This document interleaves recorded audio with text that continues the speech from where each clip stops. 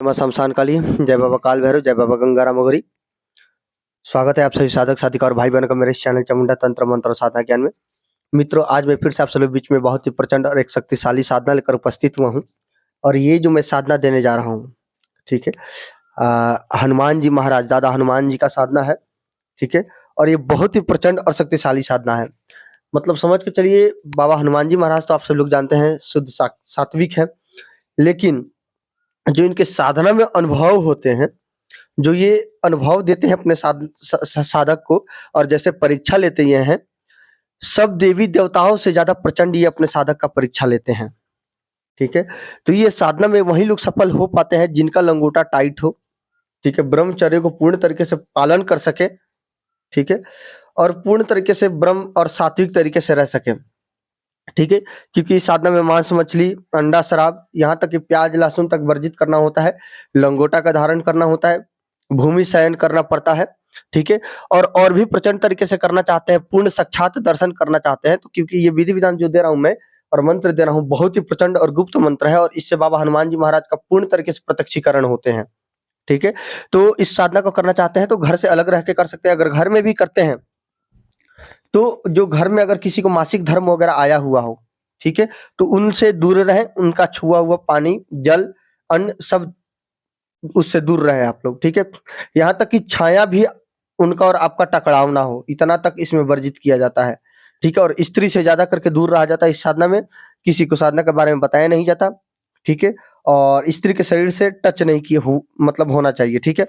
तो इस साधना में मेरे ख्याल से आप घर से अलग ही करेंगे तभी ये हो पाता है। और बहुत सारे लोगों को देख रहा हूँ, जैसे कि आप लोग देख रहे होंगे कि बागेश्वर धाम सरकार को पर्ची लिखते हैं, बहुत सारे ऐसे दरबार है, पंडुकर सरकार दरबार है, पर्ची लिखने वाले बहुत हैं। तो इसी साधना के माध्यम से आप चाहेंगे तो आप भी पर्ची बना सकते हैं, ठीक है। ये जो मैं साधना दे रहा हूँ, ये साधना को अगर आप कंप्लीट कर लेते हैं, बाबा हनुमान जी महाराज का पूर्ण तरीके से सिद्धि साधना प्राप्त कर लेते हैं, तो पर्ची तो बात ही छोड़िए, बहुत सारे ऐसे आप कार्य कर सकते हैं जो कि बहुत सारे दरबार वाले लोग नहीं कर सकते हैं। ये मेरा चैलेंज और गारंटीड है, ठीक है। इस साधना के माध्यम से आप किसी भी वस्तु को आप हवा में भी मंगा सकते हैं, भेज सकते हैं, कहीं पे भी कुछ भी शिफ्ट कर सकते हैं। भूत प्रेत जिन जिन्नात वगैरह तो ये सब चुटकी बजाते हैं, आप हटा सकते हैं, पर्ची लिख सकते हैं, मतलब ऑल टू जेड कार्य आपका होगा, ठीक है।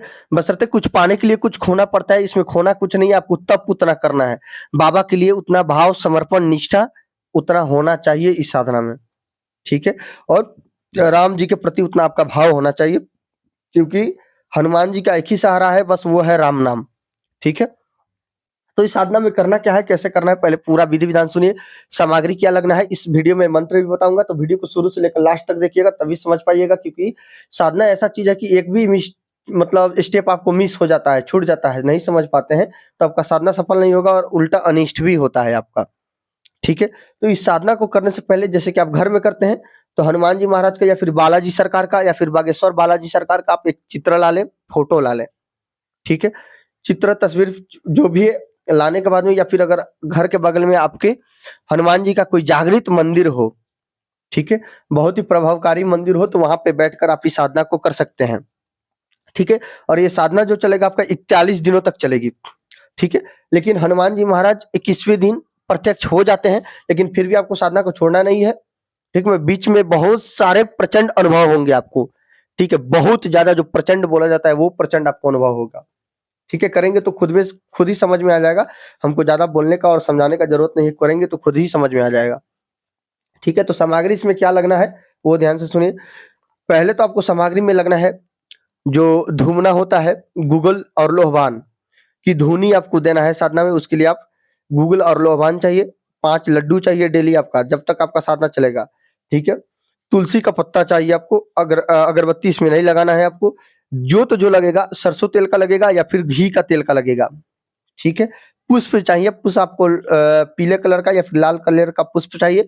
और साधना के पहले दिन आपको बाबा को एक लंगोटा, ठीक है, खड़ाऊ और ध्वजा अर्पण करना होता है, ठीक है। लंगोटा ध्वजा खड़ाऊ अर्पण करना होता है।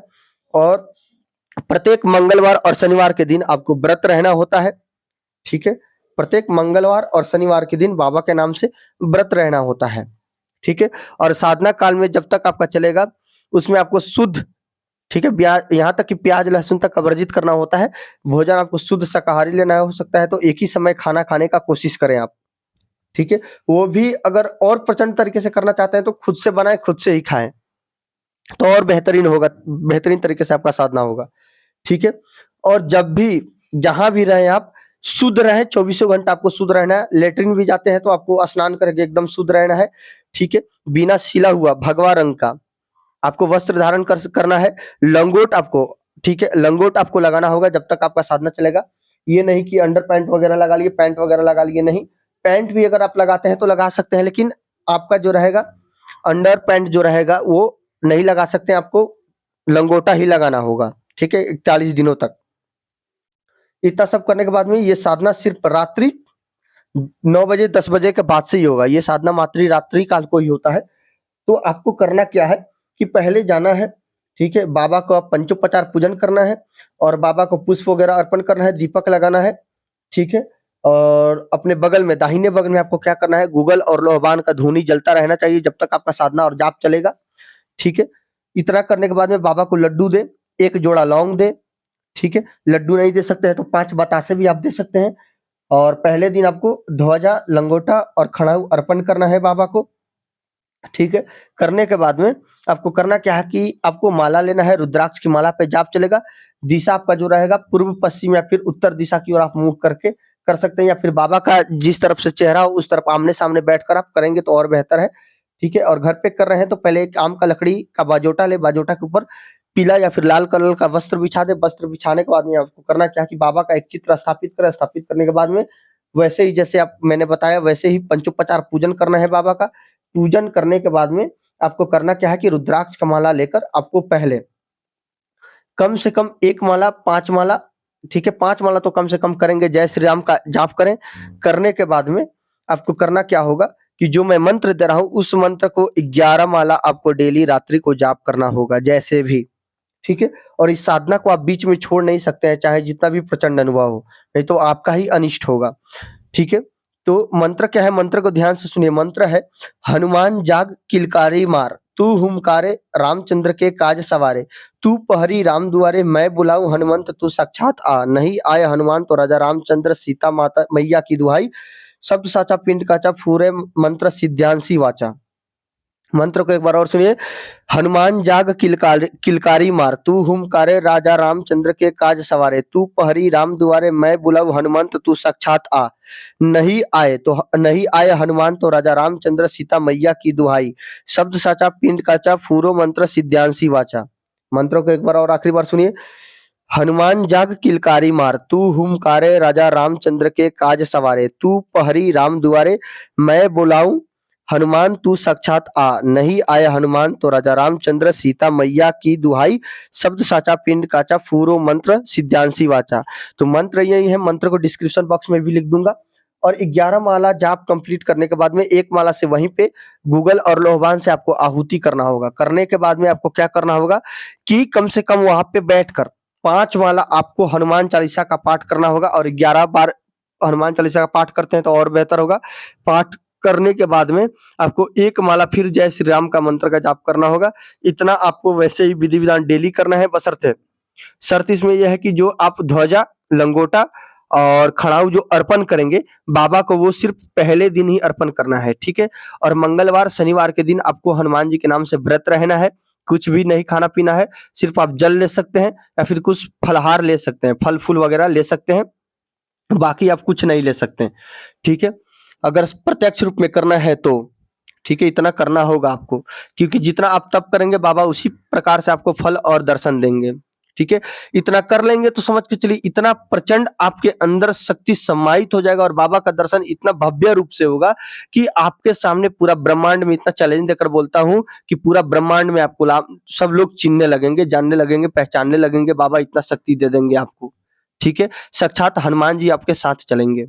ठीक है, इतना आपको डेली करना है।